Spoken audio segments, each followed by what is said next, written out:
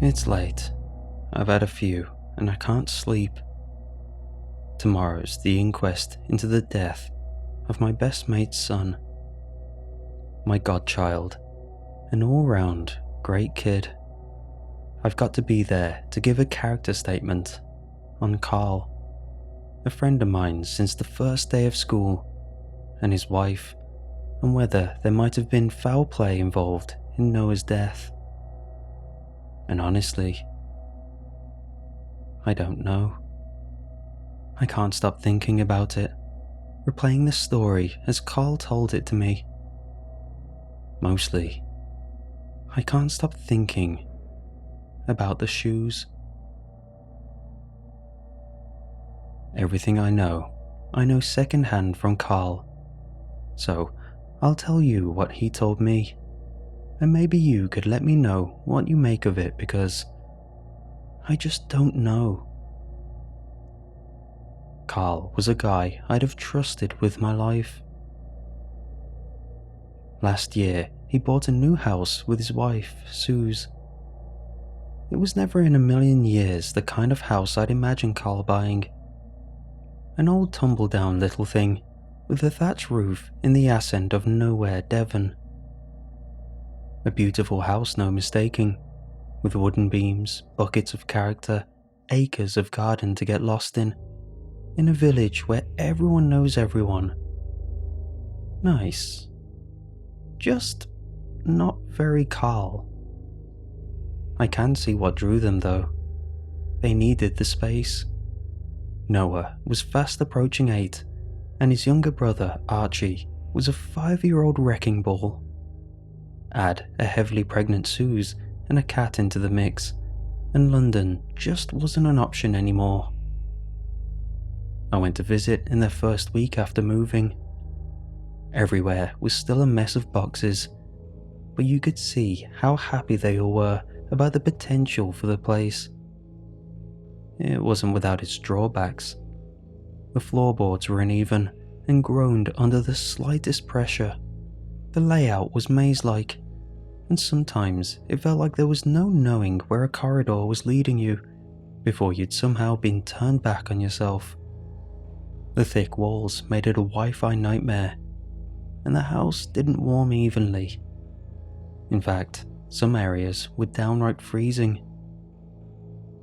It was the tail end of a balmy summer, and I'd gone to get some more beers from the garage when I noticed that first cold patch. Hits you in the bones cold. I'd mentioned it to Carl, and he laughed. Yeah, we've noticed them. Never in the same place twice though.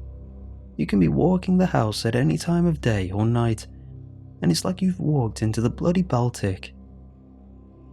Suze nodded in agreement, but she didn't laugh. The weirdest one was the other night.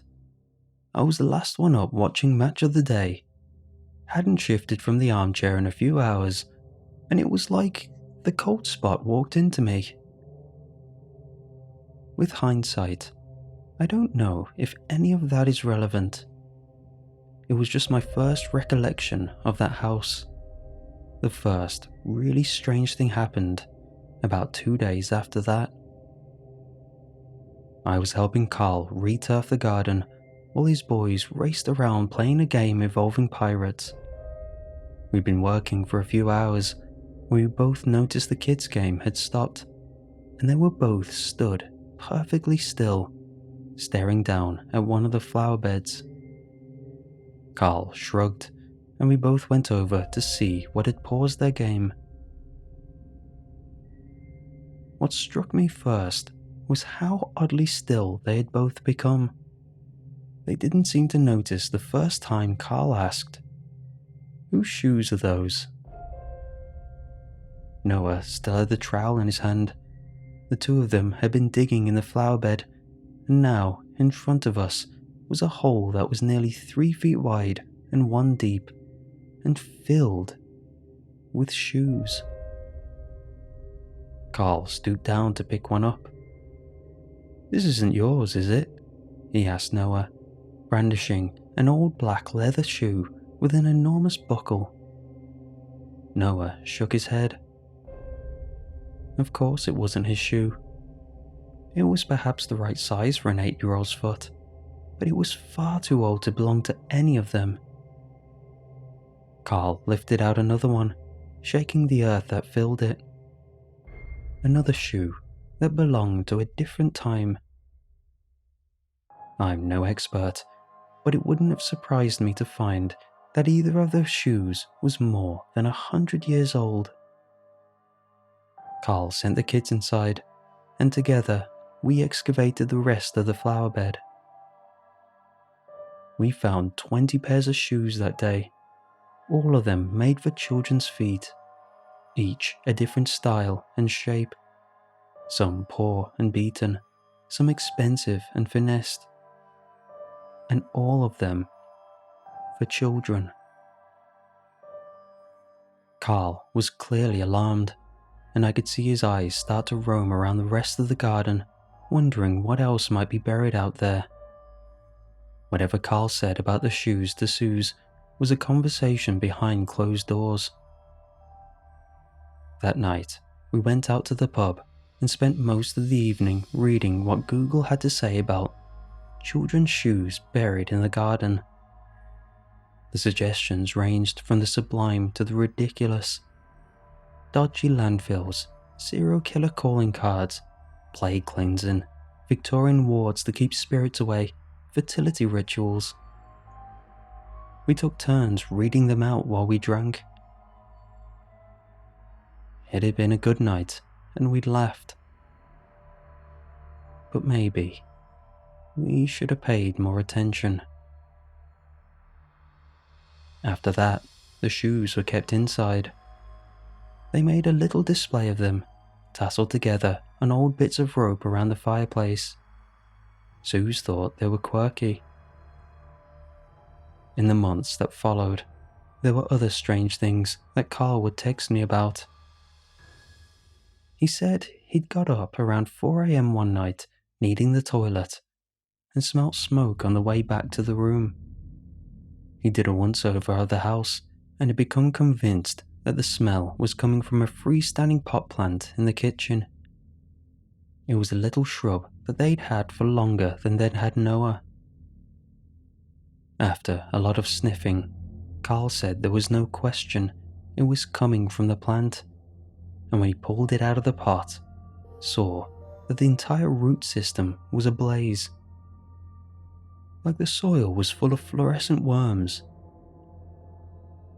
Neither of them had any idea what could have happened, but were relieved they caught it in time, given how flammable all the old timber and thatching was.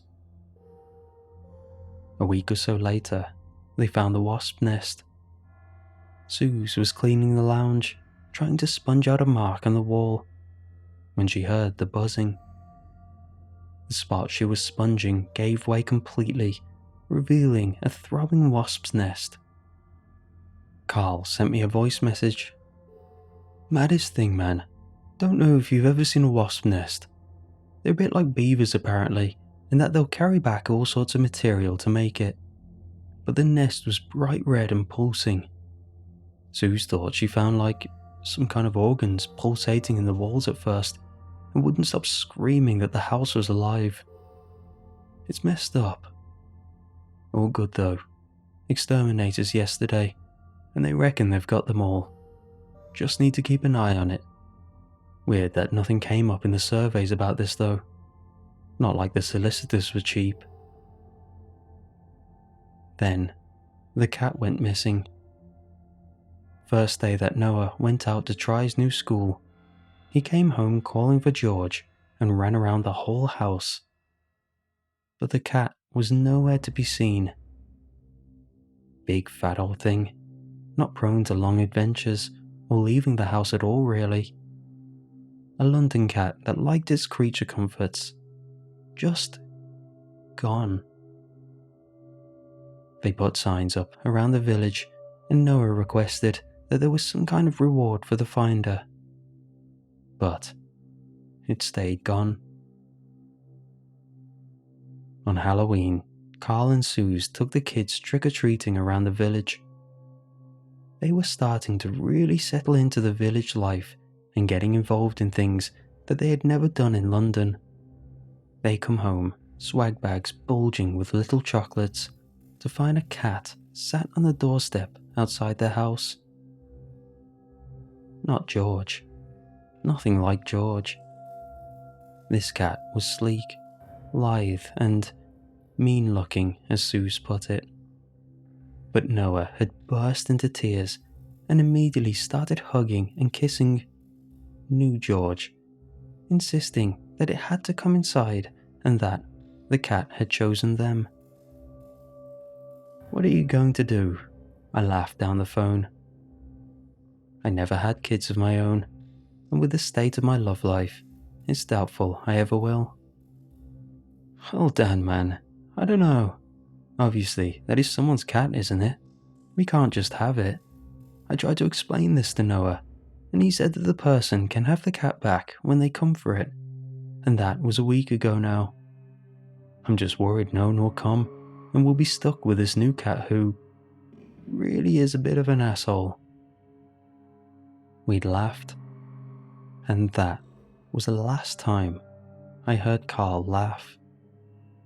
Maybe we'll never hear Carl laugh, because the next strange thing that happened was that Noah died.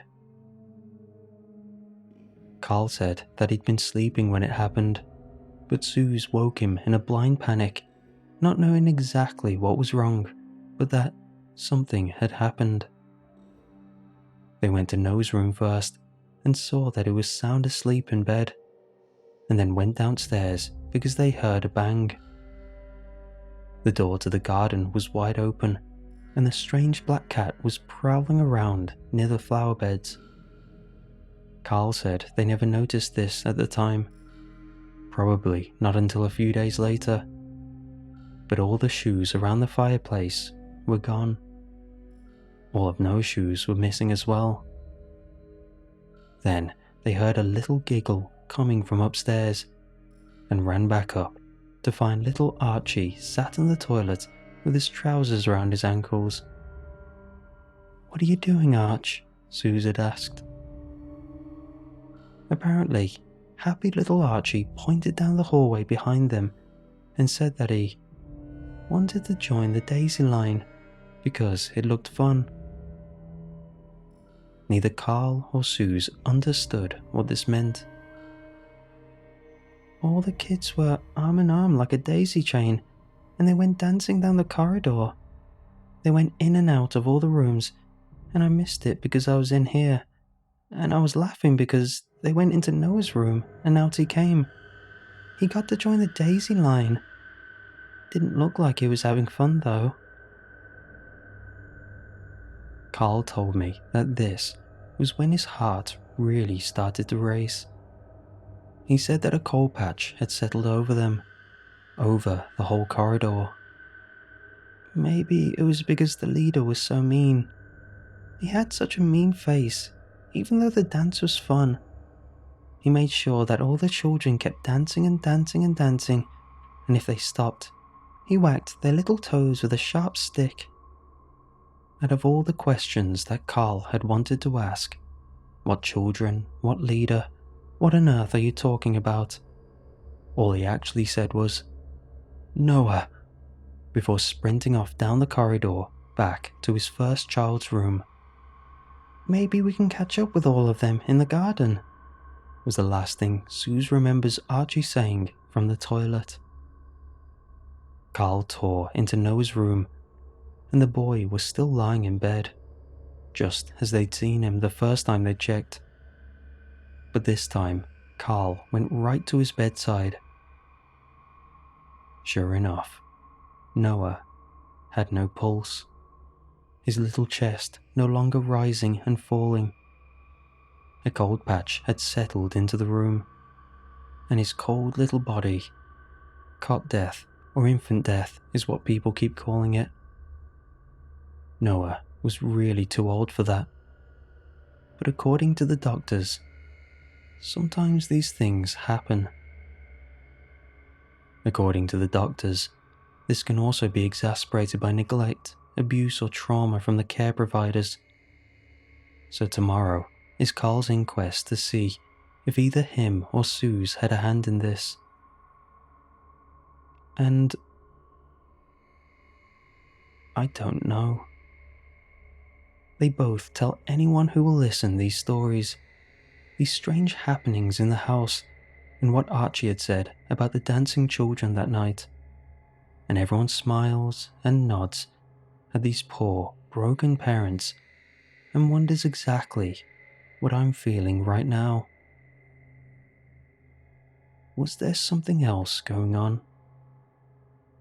And around this whole mess, I'm trying to help organize Noah's funeral. Sue said that if I looked up in the attic, I'd find his little black suit that they bought him for a wedding a while back, and a little box with some smart black shoes. I found the suit, but the box was empty. And the most messed up thing is I think I know exactly where those shoes are, and I can't bring myself to look.